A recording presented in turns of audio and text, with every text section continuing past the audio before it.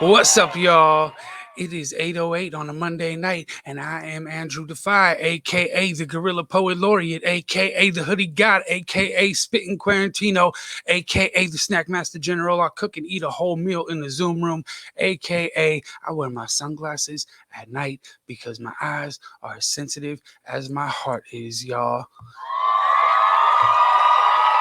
As always, here at the ZFG headquarters with the studio audience standing 20 feet apart, everybody wearing astronaut helmets because we are not trying to get the Rona. Welcome to Masked Up. If you are tuning in tonight and you want your comments to be seen, make sure that you tune in on the Latino Center of Art and Culture page. Shout out to them. They are one of our sponsors, along with the Office of Art and Culture here in Sacramento. And this show wouldn't be happening without them. So we got to start off giving them some love. You can always add your comments in here, and then I can broadcast them on the screen, and you can be part of the conversation. Y'all, we have a very, very special episode tonight. We're going to do things a little bit different than we normally do because we're going to honor a few of our superheroes here. That's right, y'all. It's Nurse Appreciation Night.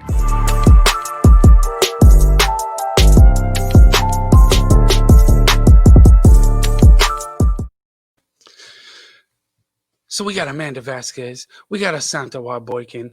I got to sit down with Asantewaa yesterday and do an interview, so we're gonna broadcast that to start off. And we're not gonna do the numbers like we normally do tonight. You know why? Because y'all know what the numbers are. You know what it looks like right now. This is why we all supposed to be staying out. That's why you sitting at home watching this right now. Hopefully. This is why you sitting like 25 feet across from anyone watching this right now. Outside. Right, we all know it's gotten real serious, right? And there's still some people who don't believe it. I got in an argument this weekend about how real that this pandemic was and wasn't. Clearly, I was on the side of was, and man, it's just frustrating. It's frustrating. So I think tonight, to hear it from our frontline warriors who are really doing the work and got the boots on the ground against this, I think that's going to be really dope and should really help clear that up for some people. So we're gonna get to all of that. Before we do, I do have some news for you, and it's regarding a little blue puppet.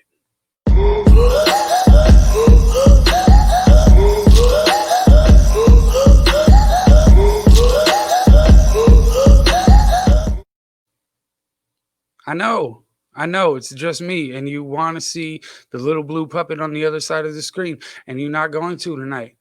And it's heartbreaking, y'all. Okay? I know this more than anyone. Because, see, I woke up to this note. This note, you can tell he wrote it because it's in all caps, y'all. It's in all caps. And I'm going to read this to you from Zeus Fitzgerald himself. Dear Andrew, I had to leave because I watched you arguing on Facebook all weekend and I am scared.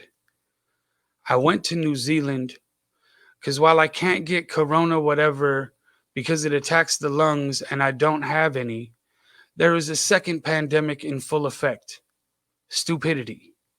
I have a pre-existing condition in my brain because it's made of styrofoam and I can't chance it. I'm not sure when I'll be back. Tell your friends to keep wearing their masks and reading books. Hopefully, I'll see you soon. Signed, Zeus. P.S. Sorry for the misspellings and sloppy writing. I was trying to see if my laptop could double as a boomerang, and it did, but only once. I caught a delicious cricket, though. P.S.S. I'm not yelling. I just only know uppercase letters because my caps lock is broken.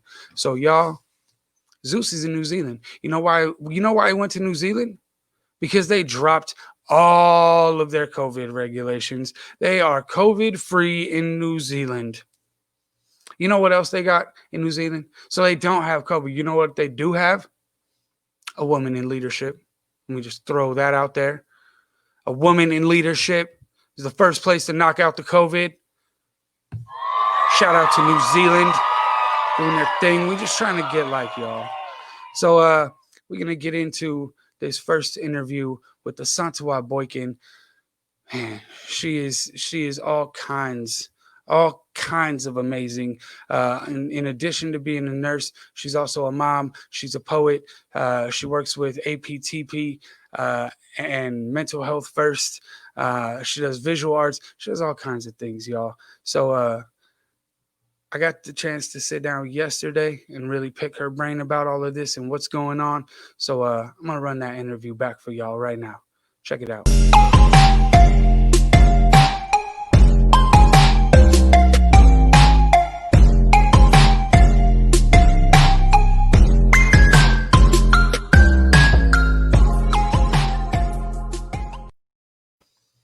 Our pre-recording. This is Sunday, and it is quite a fun day because we have a legend of the local scene here, from nursing to being a frontline activist to being out here as an artist and one of my favorite poets in the city right now. We got Asantewaa in the house. Same place you should be, in the house. Everybody should be in the house right now. This is what we're talking about. So let's just start here. How's your quarantine been? So far so good. Getting a lot done, like around the house, little projects, building things, painting things, moving things. Yeah. So I mean, it's Nurse Appreciation Night here on the podcast. Well, it will be in the future, right? So I'm moving two timelines at the same time right now. You know what I mean? I'm in the multiverse.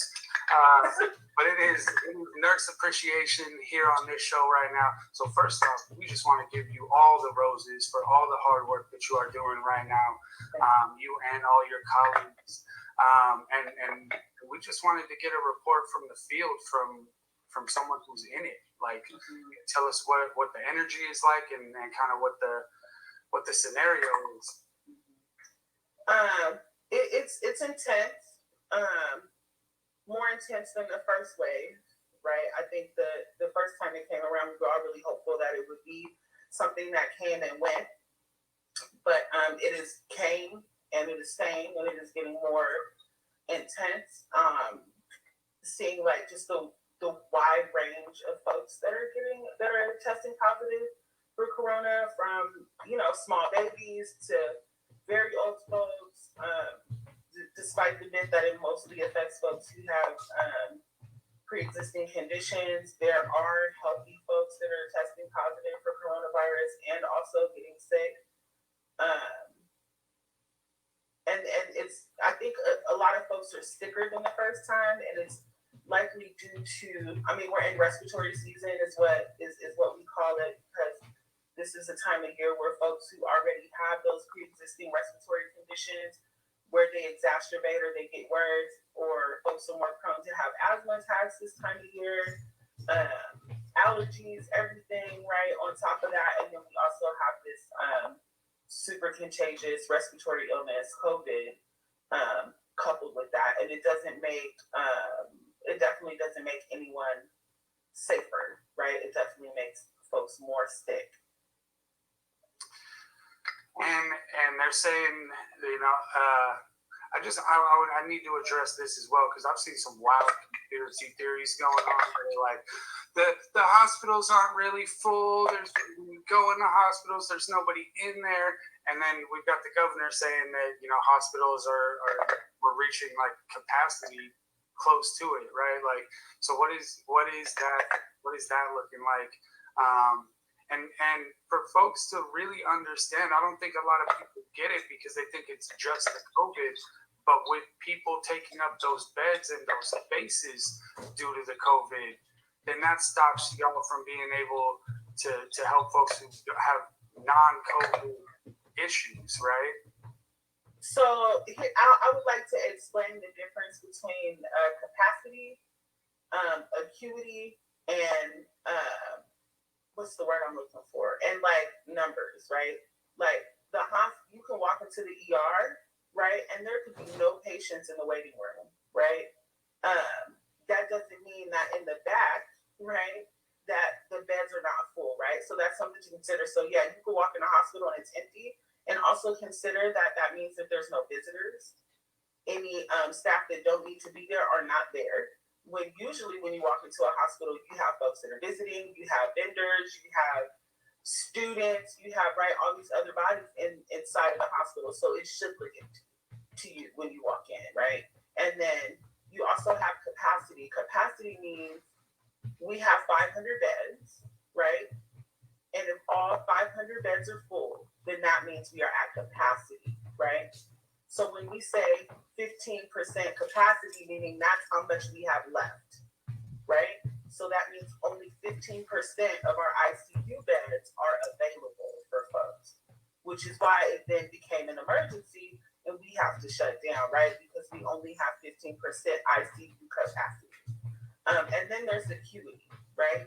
So acuity means so someone who's COVID positive on a respirator essentially would be a 1, right? Someone who has nicked their finger and needs 2 stitches would be a 5. So when a certain amount of folks that are in the hospital are a 1 or a 2, then that means you have a higher acuity. So sometimes we could have low capacity and also have low acuity. But in the case of Corona, we have low numbers, but we have low capacity and high acuity, right? And acuity really determines how many resources you're using versus, one patient to get 2 stitches.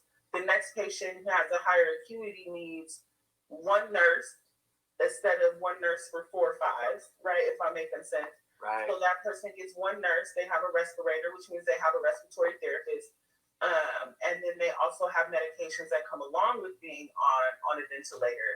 Then you also have that person needs antibiotics, they need an IV, they might need blood, right? So then it's about how many resources that patient is getting. Right. Man, thank you for that breakdown and that understanding. Hopefully that clears it up for some folks.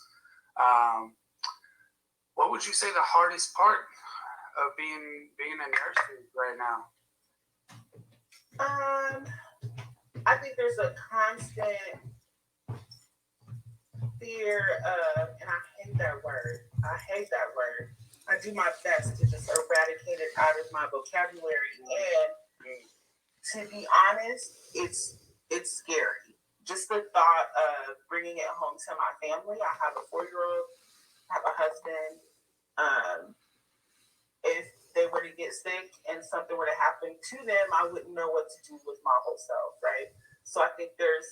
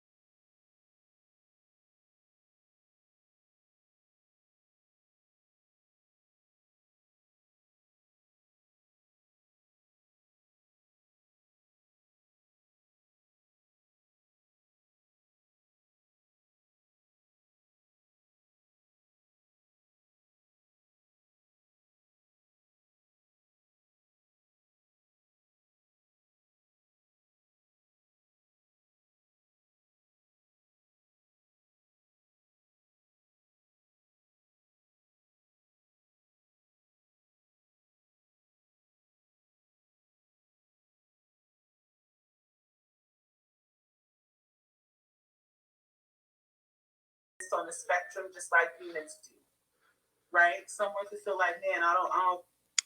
I am getting reports that we do not have audio on this, that our sound went out on this. So let me see if I can touch this and get it proper. I am getting reports that we do not have audio on this. Let's try and run it. Back it up a little bit. So let me see. You know, all over my office. So that's one way I take care of myself. And then just like resting, being okay with just taking a break and not like, because the mommy guilt to set in or the grinder guilt to set in. Be like, all right, get up, something. It's just like being okay with being quiet and being still. Wow, like we'll touch on this another time, but you just dropped this phrase, grinder's guilt. And I feel like we could do a half an hour episode just on grinder's guilt. Yeah.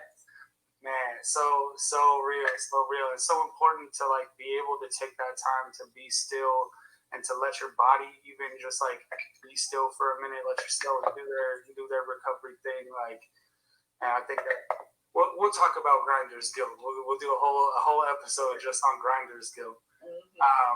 Because you're one of the most busy people that I know generally, right? Like you not only work in the hospital, but when you're not there and you're not performing and I'm not seeing you on stage somewhere, you're doing all kinds of beautiful work with Mental Health First. So you want to tell the people a little bit about MH First and what y'all are doing and you know how that started and let them know. I don't know if my viewers know, but there is an incredible resource out here called MH First.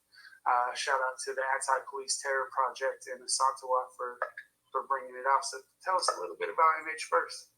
Sure. So MH First is a project of the Anti-Police Terror Project. And APTP is dedicated to eradicating police terror in all of its forms. One of the things that we are skilled at doing is finding gaps, right, and filling those gaps, right. And that what Mental Health First is. We understand that 50% of folks who are harmed or murdered by police are done so while in the midst of a mental health crisis, whether that be if they die in custody or on the street. And I also get like a front seat, you know, working in the ER, seeing how some healthcare professionals and police in tandem mistreat and harm our community members. So that's the reason why Mental Health First was created, right? To try to prevent police contacting our people, which would prevent them from being harmed, right? And then also being about the business of actively organizing the police out of our spaces. So we identified a gap in services, and that's the weekend and it's overnight, right? Because that's the time where there's the least amount of services available. So we're a crisis response team. You can call us. I worked a shift over the weekend where I just gave support to a couple of people. One person was like, I just need to talk. And legit, she talked until she went night-night. And that was all she needed. You know, so I just sat there and I listened to her talk. And where otherwise... Y'all know these police, they're just sitting there talking to someone until they go night-night. No, because their only job really is to show up, and we can talk about it all day. Their only job is to show up and determine whether or not you could be held against your will. Right? They lead with, do you want to hurt yourself? Do you want to hurt someone else? And I understand that even self-harm thoughts or suicidality exist on the spectrum just like humans do. Right? Someone could feel like, man, I don't want to live no more, right? But that doesn't mean that they actively want to kill themselves. That is language that we've been taught to say, I've heard it. Right. Right? That does not mean that someone actively wants to go out and hurt themselves. But the way the police are trained, just like they don't prevent crime, they just show up once it's done. You know what I mean? Once you call and report it. In the same way, their only job when they show up for mental health cause is to determine whether or not they can incarcerate you inside of a hospital system and say that it's for your own good. Right? So, we are safe, and what can we do for you? Or what can we help you do for yourself? Man, it's so beautiful. Y'all are real life superheroes out here. Like that's, you know, people say be the change. a lot. You know what I mean? And y'all are really out here doing it, and it's such a beautiful thing. How do folks support what MH First is doing? You can do your own thing because we are all capable. Like everything that we need already exists inside of our communities. But for some reason, this system has taught us that we have to remain dependent on it for survival, right? So the best way you can support MH First is go somewhere and dream, figure out something you want to do inside of your community, go get your folks and start building. Because the time has come where most understand that these systems were not built for us, right? They were built by us, but they were not built for us. So it's time now for us to start building systems that are built by us and for us. Now, if you'd like to support in a more tangible way, right? Yeah, I mean, I wasn't gonna let you walk away without giving us this part, right? Like, okay, okay, for sure. We have a donate button on the website, which is antipoliceterrorproject.org. You can go to the MH First page. There's a donate button there if you'd like to give us some money. Also, if you give us money, you can send it to Venmo, APTP SAC. You can take it there, or you can DM us. I'm not a solicitation partner where we fail. But yeah, hit us up on Facebook or IG, or go to the Anti-Police Terror Project site. We do periodic trainings. You can watch our social media from when we do trainings. And another thing you can do is just listen to your folks, be committed to getting care, figure out how to navigate our healthcare system. If you don't know how to, you can DM us, DM me, because a lot of the reasons why these healthcare systems fail us is because we're not taught how to navigate them. And so we walk in and we're like, now what? I don't know what to do. What does it mean to see a specialist? What is a neurologist? What's a nephrologist? Why do I got to talk to them, right? So, if we can figure out, help teach each other how to navigate these systems so we can optimize the services that we're have a right to. Right. All right, so a question that I ask every single guest that's been on this show so far. Where are you finding your joy right now? Where your joy at? Man, my son, oh man, he's just growing. Just every day he says something and I'm like, word. Okay. Our young vocabulary, he's just growing, he's asserting his own autonomy, and just watching the kind of person he is and noticing the little quirks. And every time he gets something new, it's amazing. My son is everything. He's absolutely everything. And also just loving on myself in a way that's just new for me. Accepting of just who I am and all that it encompasses, and throwing the shame part away out of it is amazing. I love it. He's a little superhero too, but that's what happens when you got two superhero parents. You know? Before you go, do you got a poem for us? Can we get a piece? 1 second. Yep. I should have had it pulled up, So here's this piece. Oh, you are. Can you see me okay? No, your screen is black because you have the app closed. Okay, and if that's okay, it's okay. Yeah, that's fine. You do what you do. Consider this an incantation, curse, manifesto, a prayer, whatever have you. We have lied for you, done time for you. We ran, hid beans, rice, pistols, and maps in our braids for you.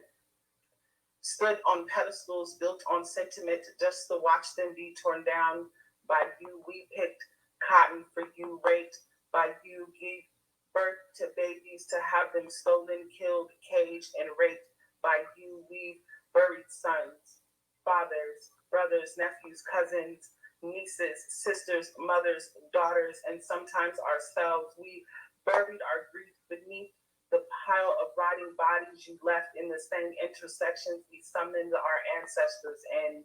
We marched for you.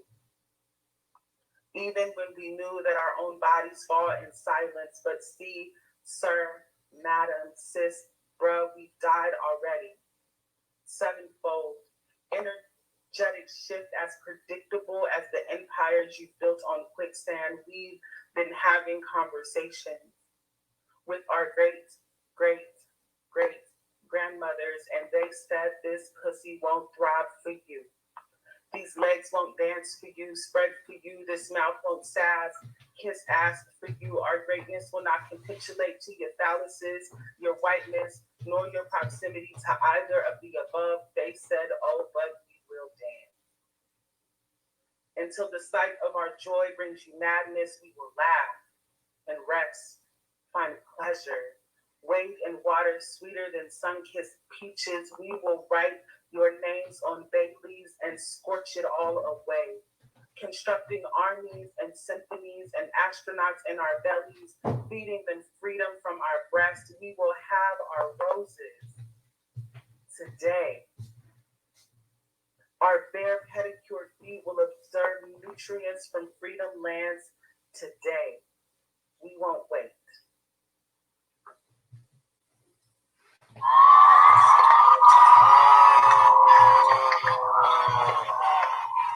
Wow.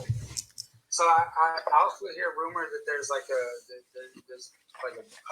book and a mixtape and an album and a documentary series and a feature film and all the poetry things coming soon. Any truth to any of that?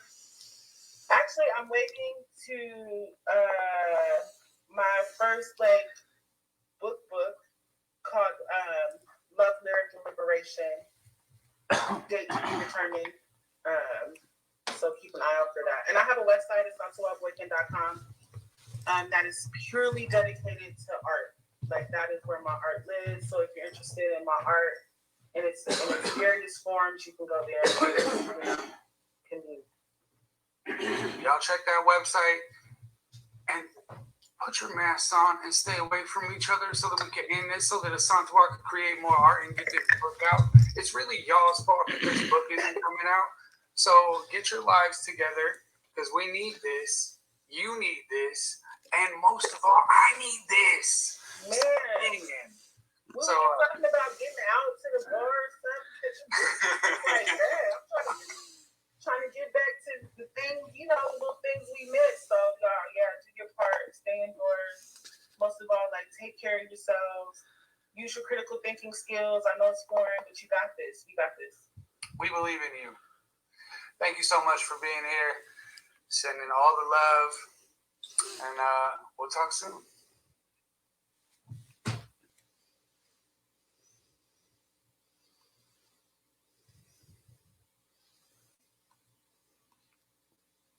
All right, y'all. Give it up for Asantewaa Boykin.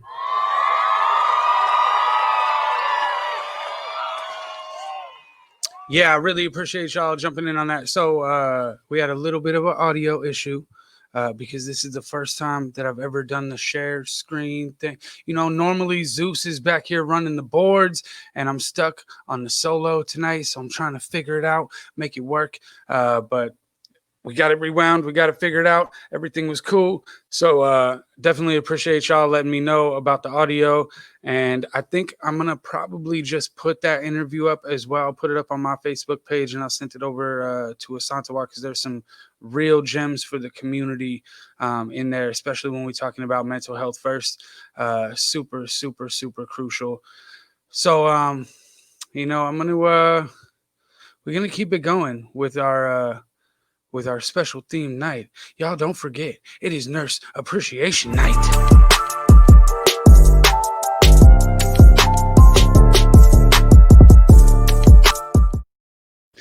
And we have another frontliner with us to tell us all about what's going on here in Sacramento. Y'all, give it up for Amanda Vazquez.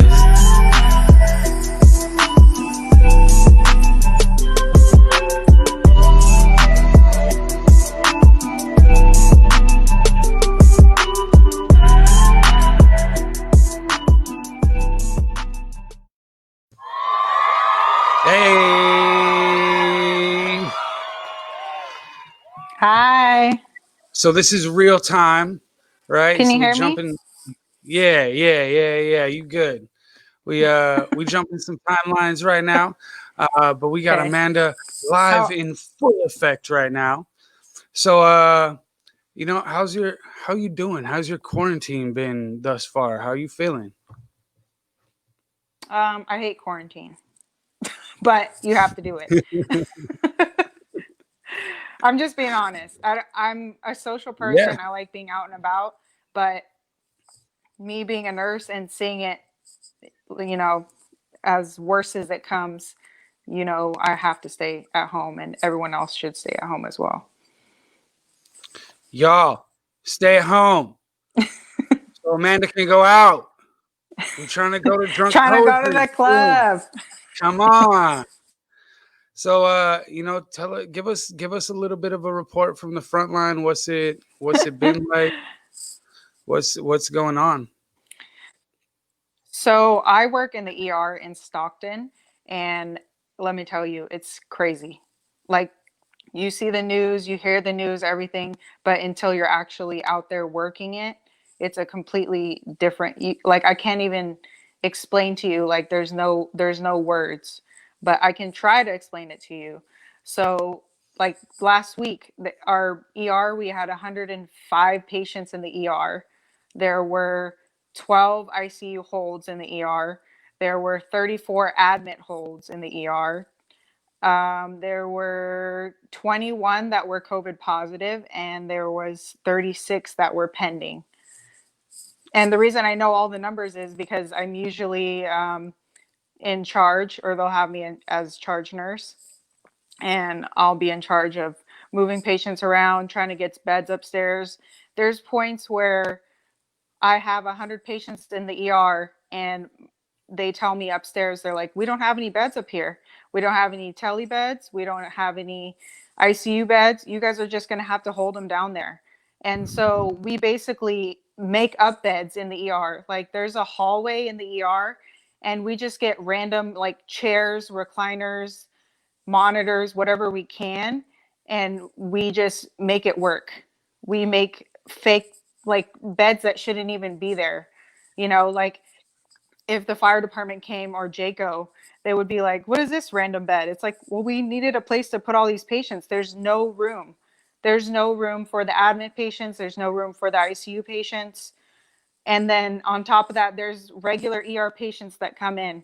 So, like, patients that are having heart attacks, patients that are having strokes, patients that have GI bleeds, regular kind of everyday stuff. Pre-COVID, there's still patients that come in like that on top of our COVID patients. Our COVID patients are probably our sickest patients, but we still do have regular patients that come in. And it's crazy. Like, there's no room. We have a tent outside that we use when we need to decompress our ER, and there's just no room.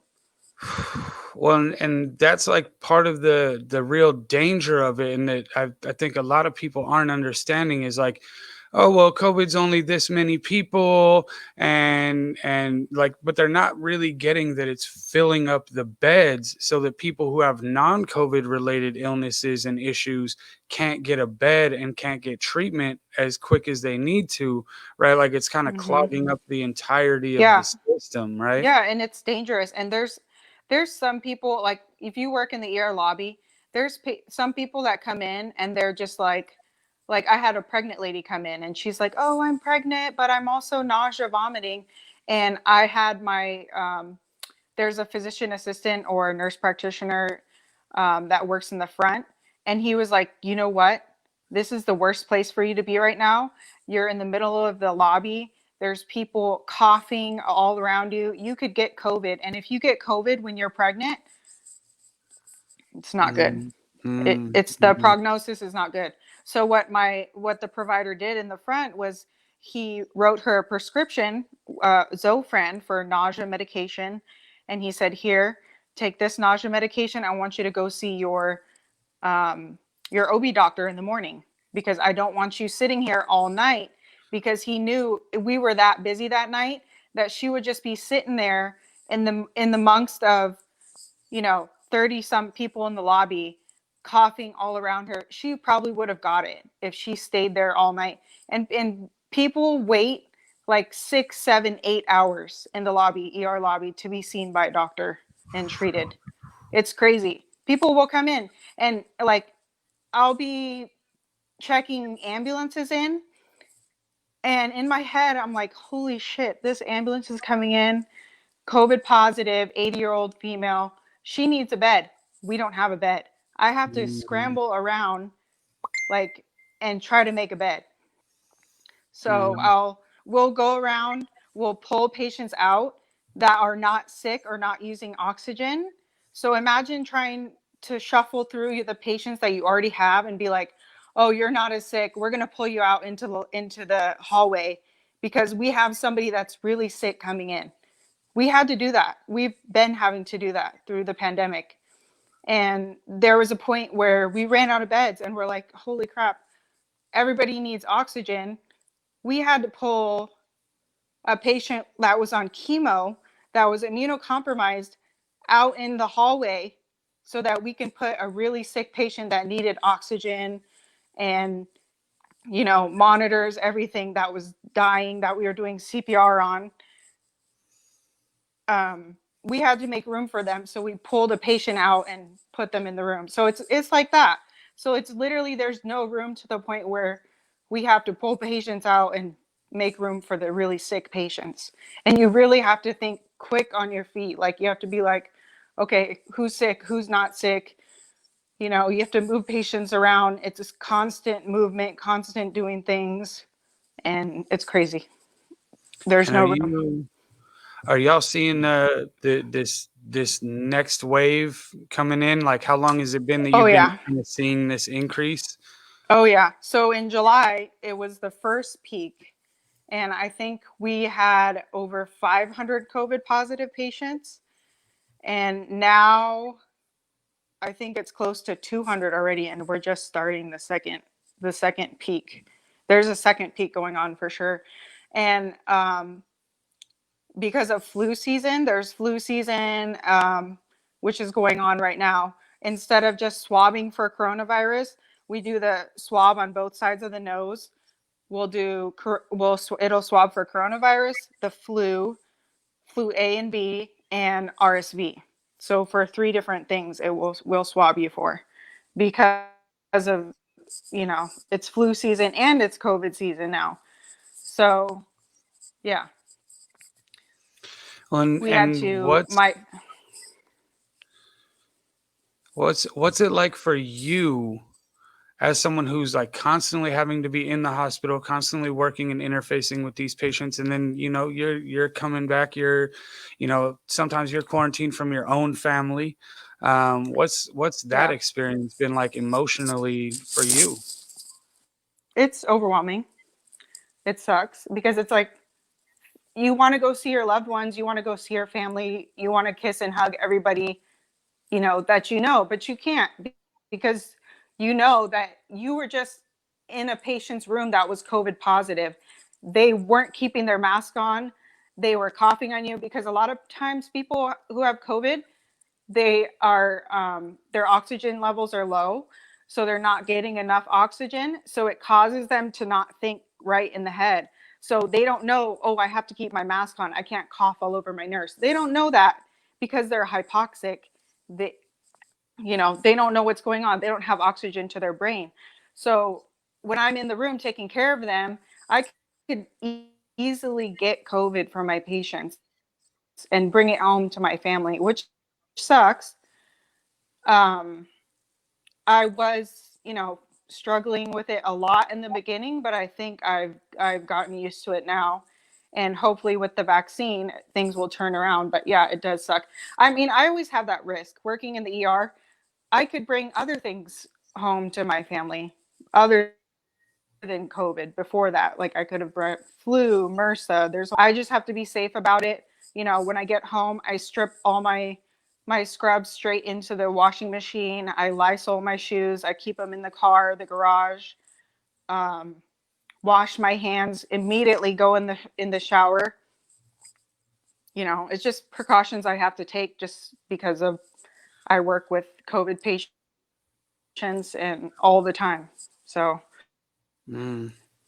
Well, thank you for all that you do. Let's shift it up and let's get to the question that I gotta ask everybody because we stay on this joy hunt out here. Where are you finding joy in all of this? I think I found joy in just like staying in one place and just being, you know, either alone or with Vincent or with my dog. And before the pandemic, I was always go, go, go, go, go. I was like, I would work and then I would go to Disneyland, or I would work and then I would go on a trip, or I would work and then I would, you know, spend all week with my family. But now it's just like me, myself, my house, and my husband Vincent and our dog. And it's really nice being able to, you know, kind of slow down the pace. Instead of fast paced life, it's more like a slow pace, just relax, you know, work on the yard, start gardening, do some house projects. It's kind of nice to just slow down a little bit. Yeah, no, I definitely feel that, and it's interesting that was kind of the answer from both you and Asantewaa tonight. That was like I get to slow down a little bit and just be, Yeah. because it is so hectic for y'all right now. Um, Man, any last message that you want to give to people watching about all of this and what folks need to be doing? So I know the vaccine's coming out. Don't be afraid to get the vaccine. I know people, there's all these, you know, scary things. Oh, what if it doesn't work? What if I get COVID from it? You rather have the vaccine than chance yourself without the vaccine. That's what I think. And yes, always wear your mask, always wash your hands. Washing your hands is the most important. Don't touch your eyes, don't touch your nose, don't touch your mouth, your face, because you touch things and then you touch your face, you're going to get it. Somebody, you know, make sure you wear your mask, because if someone coughs on you, you're probably going to get it, you know, if they have it. If you're going to the ER, please, if it can wait for your primary care doctor in the morning, go to your primary care doctor in the morning. If you cannot breathe and you're like, I cannot breathe, I can't take a breath, you need to come to the ER, because we need to put you on oxygen and test you for coronavirus. If you have chest pain, you could be having a heart attack, please come see us. I don't want to tell anybody not to come to the ER, you know. But if it's something you feel like it can wait, then you should probably just go see your primary care doctor. Absolutely, absolutely. And wash your hands. Wash your Wash your hands. hands and then wash your hands and then wash your hands again, y'all. Come on. Man, thank you so much for being here. And, you know, we just wanted to make sure that we were giving our nurses and our superheroes out on the front line their roses. So here you go. From all of us at Masked Up, here are your roses. Yay.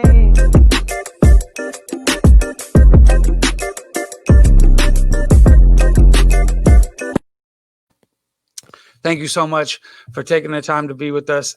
Appreciate you. And y'all, also, I found out that you can also Postmates food to the ER, to the nurses. You can always send some love over that way. I know when I talked to Asantewaa, she said, yeah, but don't be sending us like donuts and wild, unhealthy stuff. Like, send us some vegetables. You know what I mean? Like, send us a big salad, something. Steak. You know, yeah, there you go. So, you know, We if you get want to, hungry. I'm saying you want to shoot some love over to the nurses, you can always do that. Man, thank you so much for joining us. I'll talk to you soon. Thank you. All right, y'all. That's another night, another one in the books for Masked Up. You know, we're gonna be taking a little break next week because it is the holiday season and we've got something very special lined up in the arts. Y'all, join us for the Lockdown Laureate Holiday Special. Yours truly with a whole lineup of wildly talented. We got ex-laureates. We got future laureates. We got laureates from out of town. I got Def Jam poets joining us. It's going to be a wild one, y'all. So make sure you join us next week for that. And also, check out all the other shows that are broadcasting here on the Latino Center page as part of the streaming network. And man, go thank a nurse. Go Postmates a nurse something today, tonight, tomorrow. Keep them in your prayers. This is not a joke. This is not a hoax.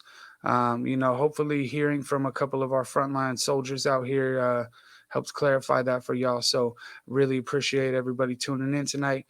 Tune in to the rest of the shows here on the network. And that's it. That's another one in the books. Wash your hands, wear your masks, and just love one another, y'all. Peace.